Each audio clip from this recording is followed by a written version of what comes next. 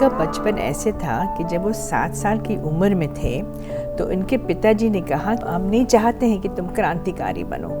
वो क्या बोलते हैं कि कोई इनको क्रांतिकारी बोलता था, कोई फ्रीडम फाइटर और कोई क्या बोलता था, शैतान। दैट पीरियड ये एक था सबके बीच में कि हम भी बनेंगे रानी के जैसे, और जो माता पिता था वो देख कर के कहते थे कि हम नहीं चाहते हैं कि हमारा बच्चा जो है वो इस तरफ जाए, क्योंकि इधर तो हमें दिखता है कि सिर्फ शहीद होना ही रह गया। मरण की थियरी बोलते थे कि हमने बच्चा पैदा नहीं किया है कि वो जाकर के मरे आगे, हमने बच्चा इसलिए पैदा किया है कि वो जग में कोई निशान ऐसे छोड़ जाए जहाँ से विश्व शांति आए। Hello and welcome to लिखावट। I'm Gautam Chaube, your host, and this is a show about the books of Bharat. जब हम बात करते हैं भारतीय इतिहास की तो उसे हम 3 हिस्सों में बांटते हैं, एंशिएंट, मेडिवल और मॉडर्न। जब बात होती है आधुनिक इतिहास की तो हमारा सारा ध्यान हमारे स्वतंत्रता संग्राम पर होता है और उसके सेनानियों पर होता है। And yet there are many unsung heroes who remain buried and forgotten in archives, in government files. The book this week celebrates the life and exploits of one such unsung hero. The book this week is The Administrator, the story of Jagdishwar Nigam. And to discuss this book, joining us in the studio, Dr. Janice Darbar and Dr. Hello. Raj Darbar. Welcome to the show, ma'am. Thank you for inviting us. Namaskar to everybody. Congratulations on writing this wonderful book, and it's a remarkable story about a remarkable man, like I said, an unsung hero. लेकिन जब हम किसी बड़े व्यक्तित्व की बात करते हैं, कहानी हमेशा उनके बचपन पर जाती है। This is the story of Jagdishwar Nigam, ICS officer, and his valiant stand against the British in 1942. Take us through his childhood and his formative years, because that's very interestingly titled in the book as Bundelkhandi, the spirit of the Bundelkhandi. Bundelkhandi, yes, you're absolutely right. You know, the name Jagdishwar Nigam, उनके जो पिता और माता थे उन्होंने नाम ही जगदीश्वर लिखा कि ये कुछ जग में करेगा, ईश्वर के रूप में करेगा, लोगों को कुछ देगा, he will bring in peace. और यही एक माहौल था घर पे। He was born in Moranipur, a very beautiful place in Jhansi, and in this particular place everybody was always talking, हमेशा बच्चों के बीच में, माता पिता के बीच में, कि देखिए रानी ऑफ झांसी का तो नाम 24 घंटे लिए जाता था in 1857 what happened.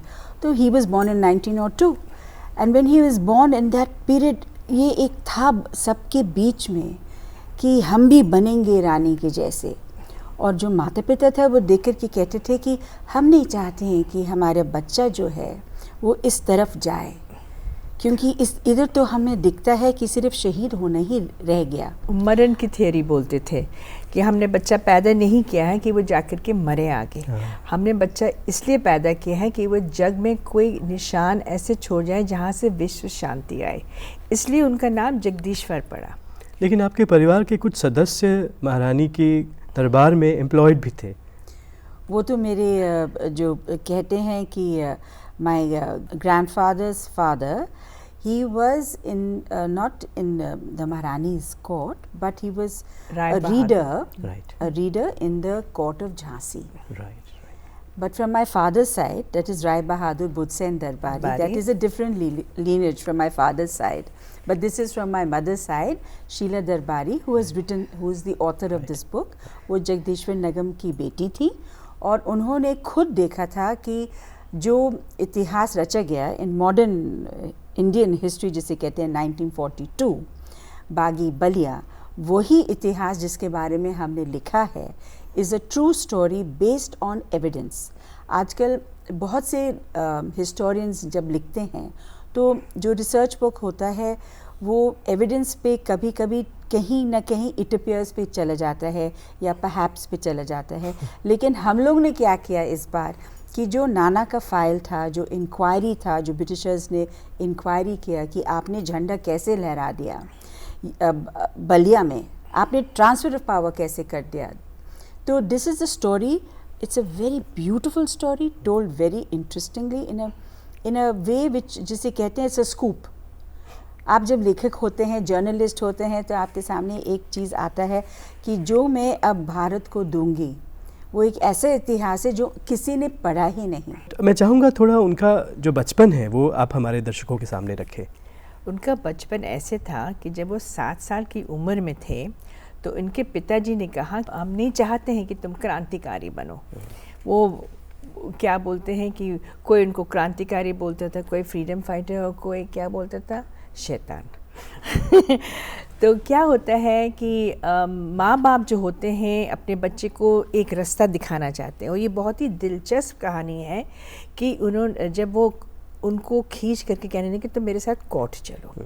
जब वो कोर्ट में गए तो बच्चे ने देखा कि उनके जो फादर हैं वो रोने लगते हैं जब वो ऑर्डर देते हैं। तो पापा आप रो क्यों रहे हैं? कहते ये तो सब गलत जज साहब ने बोला है। एक 7 साल का बच्चा बोलता है।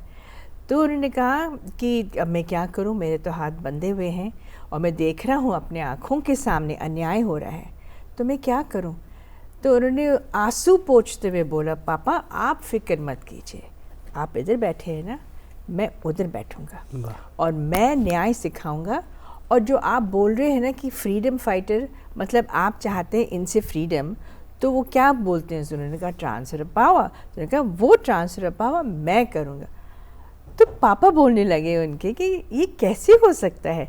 इस बहुत आसानी से पापा, मैं इतना पढ़ूंगा कि सबको पीछे छोड़ जाऊंगा और आप पिछाड़ दूंगा, सबको पिछाड़ दूंगा। वो जो लैंग्वेज होती है, right. And then he studied after that. And then उसके बाद जो उनके माता पिता ने कहा कि अगर ये उस सीट पे बैठेगा, they didn't have that kind of funds.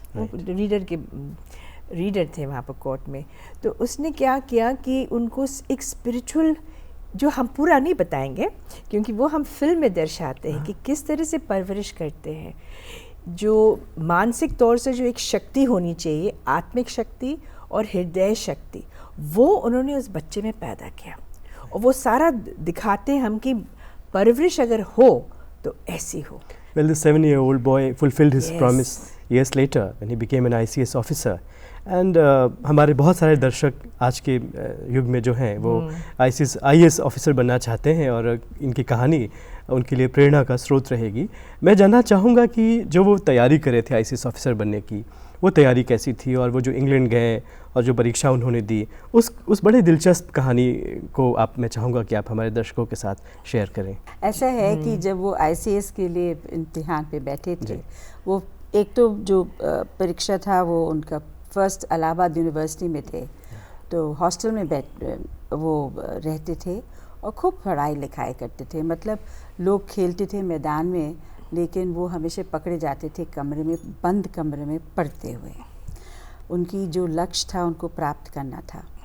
और जब वो ICS के लिए बैठे तो उस वक्त ब्रिटिशर्स ने एक ऐसा मैथमेटिकल सवाल लिखा कि अगर उसको आप सीधे तरीके से देखेंगे तो you would think it is wrongly framed. तो उन्होंने क्या किया कि इसको बिल्कुल सीधा करके उस सवाल को ऐसे जवाब दे दिया कि जो ब्रिटिशर्स थे they were stunned. They said this man is a genius. तो he was a topper out of in the whole lot from India. Right. Out of all the Indians, only 4 people used to be chosen, right, and the rest were Britishers. And he was one of the 4. तो पढ़ने लिखने में वो हम जैसे उन्होंने अपने पिताजी से कहा मैं सबको पिछाड़ दूंगा, उन्होंने वही किया। अपनी कलम की ताकत से सबको जीता। क्योंकि जब वो इंग्लैंड गए पढ़ने के लिए तो वहाँ का जो फॉरेन मिनिस्ट्री था, This was after his years at Allahabad University. Yes, after he was first in Allahabad University. But he topped all the universities. In school he would top everything, and his teachers and the principals would come to the house and say आपने बच्चे को क्या कैसे पढ़ता है? वो तो वो पढ़ता ही रहता है। तो जब इंसान इतना पढ़ता है, वो तो एक ICS ऑफिसर बनना वो तो एक ख्वाब था, लेकिन दूसरा ख्वाब क्या था? To transfer the power. वो दिमाग में बैठा हुआ था उनके। So he studied law. England का पहला अनुभव कैसा रहा उनका? बहुत अच्छा। Very nice. In fact, he started changing people when he went there. अब जैसे वो कैम्ब्रिज में थे, तो वहाँ पे जो स्टडीज़ होते थे, तो everybody used to say, Mr. Nigam, what's your idea about India? And he used to say, but India is very not only a beautiful country, very spiritual country. और जो वो बोलते थे स्पिरिचुअल, तो जो अंग्रेज थे वो हमेशा ये वर्ड स्पिरिचुअल और स्पिरिचुअलिज्म के पीछे भागते हैं, तो उनसे मोहित हो गए। और वो जो हनुमान चालीसा पढ़ते थे तो उनको समझाते भी थे। तो एक तरह से आपने देखा होगा कि बहुत से ब्रिटिश लोग जो हैं वो काफ़ी पढ़े लिखे थे, संस्कृत के ज्ञानी थे, और उनको हमारे जो भागवत था उनका पहचान था। और नाना तो इन चीज़ों में माहिर हो गए थे। वो एक छोटा सा भागवत लेकर के अपने पॉकेट में रखते थे। तो उसका पन्ना वो उनको पढ़ते थे। तो धीरे धीरे जैसे वो इंग्लैंड में थे, तो ये बताएंगे कि क्योंकि जिस तरह से वो पार्लियामेंट भी जाते थे, तो वो ऐसे इसलिए जाते थे, सबसे मिलने के लिए जाते थे। देखिए, I explain in 1923 Baldwin was the prime minister. He belonged to the Conservative Party, and he ruled from I think May 1923 to January 1924. तो उस दौरान में जगदीश्वर निगम की ट्रेनिंग हुई थी। नाउ जब वो इंग्लैंड गए तो उन्होंने कहा कंजर्वेटिव पार्टी जो है ना, उन्होंने तो कब्ज़ा कर रखा था पूरे हिंदुस्तान और ऑस्ट्रेलिया, कहाँ कहाँ उनका एम्पायर नहीं था। तो दे वर मिलिट्री बेस्ड थिंकिंग, करेक्ट। अब ये सोच रहे हैं कि अब इनका मन कैसे चेंज करेंगे, हम इनका हृदय कैसे जीते और मन को कैसे चेंज करें कि ये इम्पीरियलिज्म से और कॉलोनियलिज्म से डेमोक्रेसी पर आए। और इनके समझ में ये आए कि what we need is independence. Why we need independence? क्योंकि हम चाहते हैं कि दोनों देश की तरक्की हो। Now both nations can only prosper if they come together as equals. So उन्होंने क्या किया, फिर वहाँ वो उनका एक वो कहते हैं ना किस्मत की, वो सारा जहाँ आपके साथ चलता है जब आपके दिल में कोई ख्वाहिश होती है। तो उनको मिल गया एक लेबर पार्टी का इंसान, जब वो घूम रहे थे पार्क में, ये सब दिखाते हैं हम लोग फिल्म में, और वो कहता है कि आप ICS ऑफिसर हैं। तो वो भी बहुत उत्सुक थे उन ICS ऑफिसर से मिलने के लिए, ऑल द पार्टी वाले, politicians, member of parliament, bureaucrats जितने भी थे। तो उन्होंने कहा आप चलिए मैकडोनल्ड से मिलिए। Now at that time McDonald, I think he was head of the party or something, and Mr. Attlee at that time was the Deputy Secretary for the War, Deputy Secretary of State for War. तो अब उनके मन में है कि इन लोगों से तो मिलना है।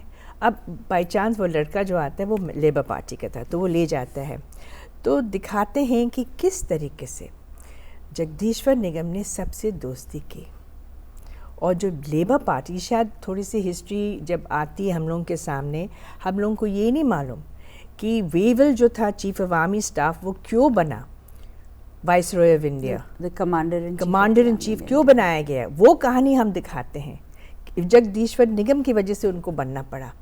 कहने लगे कि जब 1942 में उन्होंने ट्रांसफर ऑफ पावर कर दिया है तो मुझे बनना पड़ेगा इस सबको ठीक करने के लिए। तो होता क्या, इंग्लैंड में जब वो मिलते हैं लेबर पार्टी से और वो कंजर्वेटिव पार्टी से मिलते, तो उनकी दोस्ती गहरी हो जाती एटली से।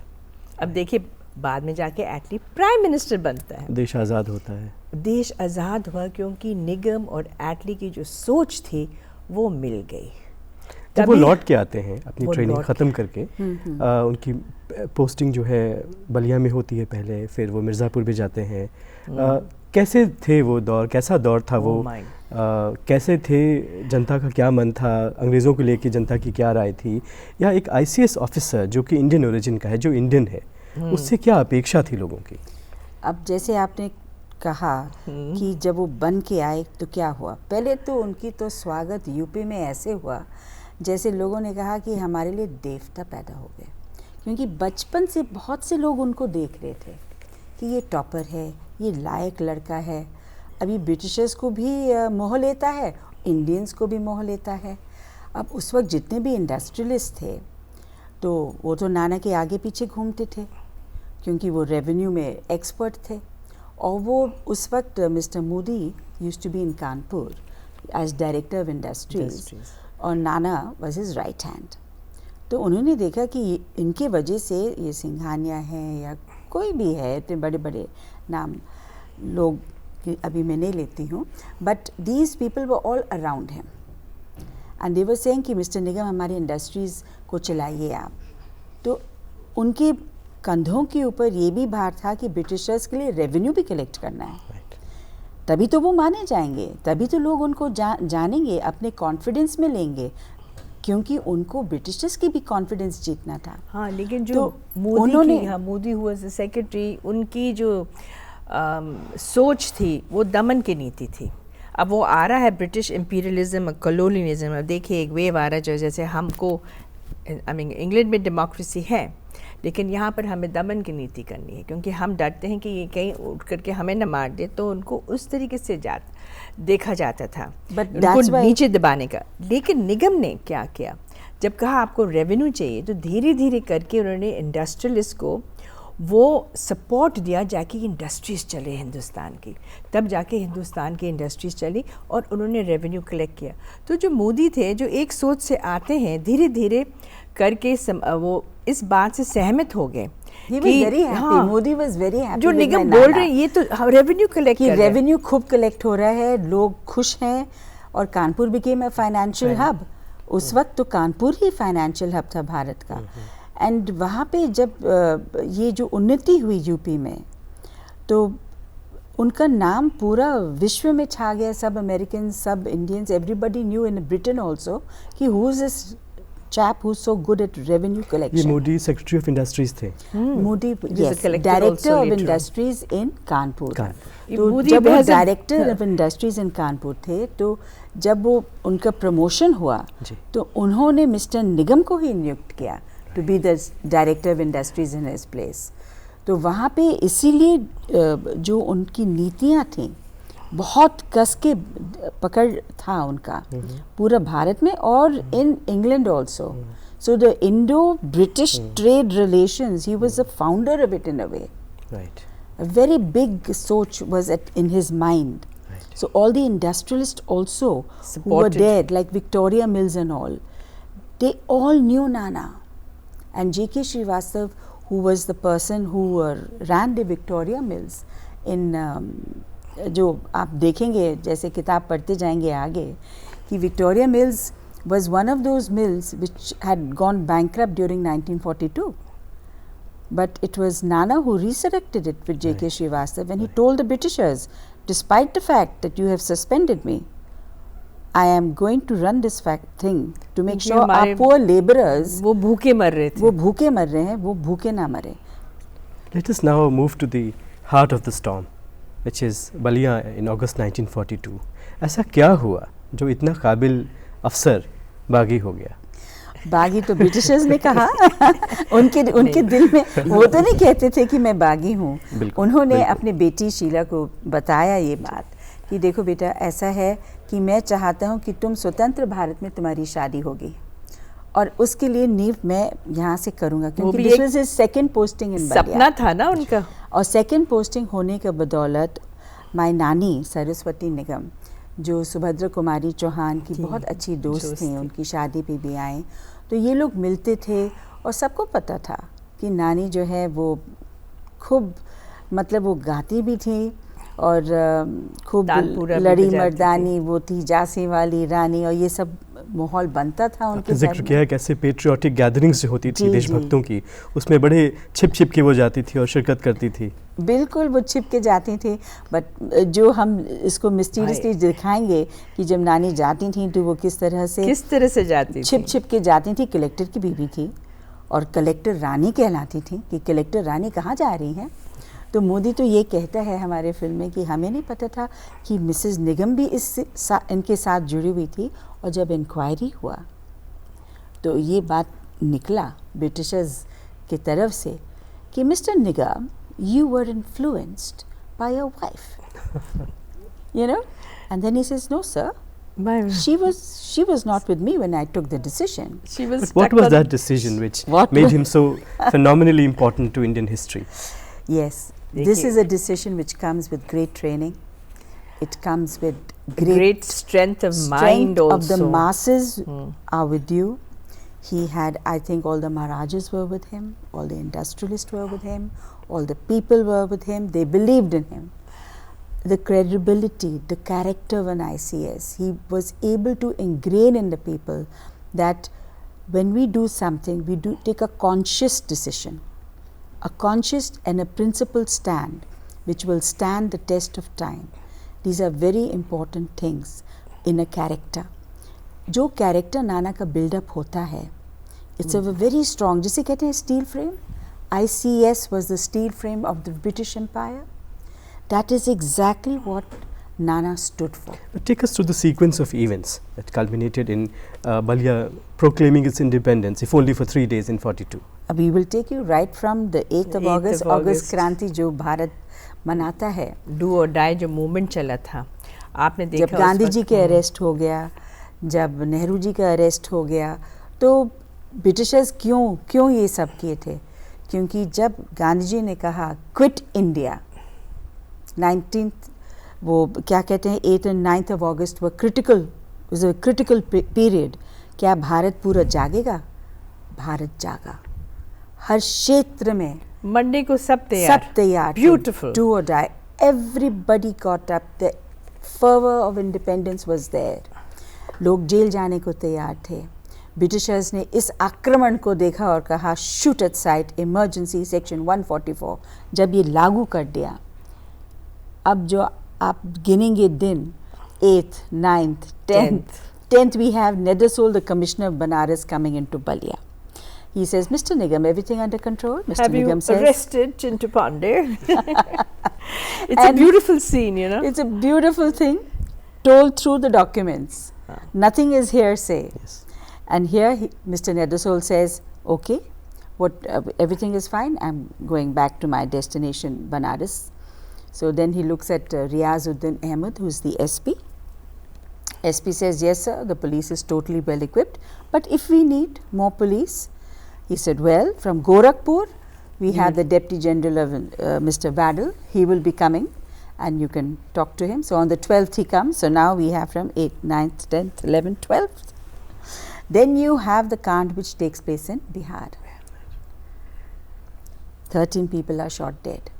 The aircrafts are hovering around Balia and Bihar. अब ऐसा माहौल चारों तरफ है. आप बनारस में देखिए कि आग लग गई थी. बनारस हिंदू यूनिवर्सिटी आज़ाद हिंद ट्रेन लेकर के बलिया पहुंचते हैं. वो कैसे बलिया पहुंचते हैं? उसके बाद तो सब डिरेल हो गया ना. एक भी रेल की पटरी सीधी नहीं थी टू गो इनटू बलिया. अब आपने पूछा कि प्लानिंग क्या था. अब ये जो प्लानिंग होता है ये एक दिन की नहीं होती है. ये होता है जब जनता आपके साथ है और आपके आदेश पे चलेगा, और वो भी चुप. क्योंकि जहाँ ब्रिटिशर्स ने देखा कि ये अपना कुछ आतंकवादी हैं, उनको एकदम उनको ऑर्डर्स थे शूट द पर्सन. बलिया के डिस्ट्रिक्ट में उस वक्त कितने लोग थे? 15,000 मैक्सिमम 20. लेकिन 20 से 40,000 की भीड़ बलिया में एकत्रित हुई. और कैसे एकत्रित हुई? By the 15th, 16th, 17th, 18th the भीड़ came into बलिया. तो जो इंक्वायरी होता है वो नाना से ये पूछता है कि आपने भीड़ को रोका क्यों नहीं? तो उन्होंने गोली मार चलाने से इनकार कर देते हैं. नहीं, डिपॉजिट और जो गोली चलाना तो दूर की इनकार करना, लेकिन अपने ऊपर जिम्मेदारी लेना बहुत बड़ी बात होती है. तो जो इंक्वायरी चलती है वो कहते हैं कि मिस्टर रियाजुद्दीन, आपने गोली क्यों नहीं चलाई? आप तो सुपरिटेंडेंट ऑफ पुलिस थे. You have to take your orders from the IGP of Punjab. How did you not shoot? He said, sir, I was under the orders of the magistrate. If I was under the orders of the magistrate, how can I shoot? What were the orders? And what was the magistrate's explanation? Well, the magistrate just said, I wrote to deposit the guns on the Balia police reserve lines. No guns. So shooting मैं निहत्तों के ऊपर कैसे गोली चलाऊं? उन्होंने कहा मैं निहत्ते हैं, मैं खूंसानी रोटी नहीं खाऊंगा. He took a principled stand. The time has come. बड़े खूबसूरती से और बड़ी गहराई से इस किताब को आपने रिसर्च किया है. You've been to the archives, you've been to libraries. You also have your own family memory to rely on. This is an important story. ये कहानी और कैसे जनता के बीच आप लेकर जाएंगे? क्या किसी फिल्म का, हम बातचीत में किसी फिल्म का जिक्र बार बार हो रहा था, उस फिल्म के बारे में आप हमें ज़रा बताएं. ये कहानी जो है हम बिल्कुल फिल्म बनाएंगे इसकी, क्योंकि जो सारे डॉक्यूमेंट्स हैं जो हमारे पास है आर्काइव से हैं, ब्रिटिश के आर्काइव से, इंडियन आर्काइव से, और जो भी इस कहानी में जो आगे लाएंगे हम, वो एक इम्पॉर्टेंट पार्ट विश्व शांति का है, क्योंकि जगदीश्वर निगम ने जो वर्ल्ड लीडर्स थे, चर्चिल, एटली, ये वर्ल्ड लीडर्स थे उस वक्त, इंपीरियलिज्म को उनके मन को कैसे उन्होंने छेड़ा और कैसे बदला, How he turned from imperialism to democracy. ये बहुत ही इम्पोर्टेंट बात है। This whole chapter जो हमने in the film we are going to show the power of the mind. बिना guns के उन्होंने ब्रिटिश imperialistic powers को by doing a case precedent in Ballia एक ऐसा दिन 19 अगस्त को छाप दिया इतिहास के पन्नों में as a world peace day. And this is important because Britain, as a ruling power of imperialistic forces, they were able to accept this case precedent of Balia. Attlee, in fact, was the one who then saw that military power in India was not the solution. Not the solution. The Commander-in-Chief Wavell, who was Winston Churchill's right-hand man, was looked at, and when he became the Viceroy, he actually dismissed my grandfather and he had to send troops to recapture Balia. What are you trying to say? No imperialism, democracy hona chahiye India mein?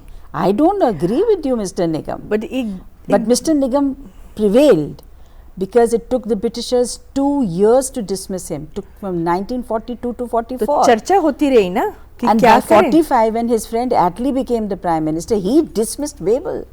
And then after he dismissed Wavell, then he said India is ready for freedom and he brought in Mountbatten. Jagdishwar Nigam was reinstated. And yes, Jagdishwar Nigam got reinstated, plus he had put a case against the Stuart Emery, who was the Secretary of State, who had to report to the Parliament, and he won 3 lakh rupees. they said he filed a case against the Britishers that you cannot suspend me and you cannot dismiss me.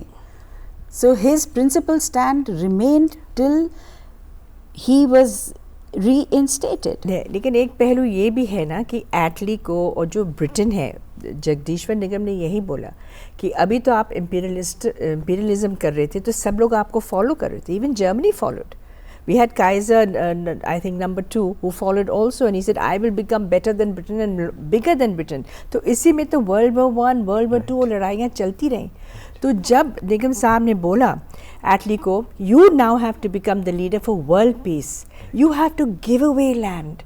I mean, it's not easy for a Britain who spent so many years, जिन्होंने खून सनी रोटी खाई है, वो बाद में कहते इतना बड़ा कॉन्टिनेंट को हम छोड़ देंगे और चलते हैं, विदा लेते हैं. कॉन्टिनेंट वो छोड़ते हैं और ये कहानी इतिहास में दर्ज हो जाती है. कैसे छोड़ते हैं, क्यों छोड़ते हैं, वो हम सब दर्शाएंगे इस फिल्म में. जो आपको इतने दिलचस्प एक कहानी वो है जो वर्ल्ड लीडर्स देखेंगे और वो कहेंगे कि अगर ब्रिटेन ने उस वक्त लीड किया, आज कौन लीड करेगा फॉर पीस. इस भूमिका में हम आज भारत को देख रहे हैं. बिल्कुल विश्व शांति की तरफ भारत अग्रदूत बना है. तो ये फिल्म उसी के साथ चलती है. बिल्कुल.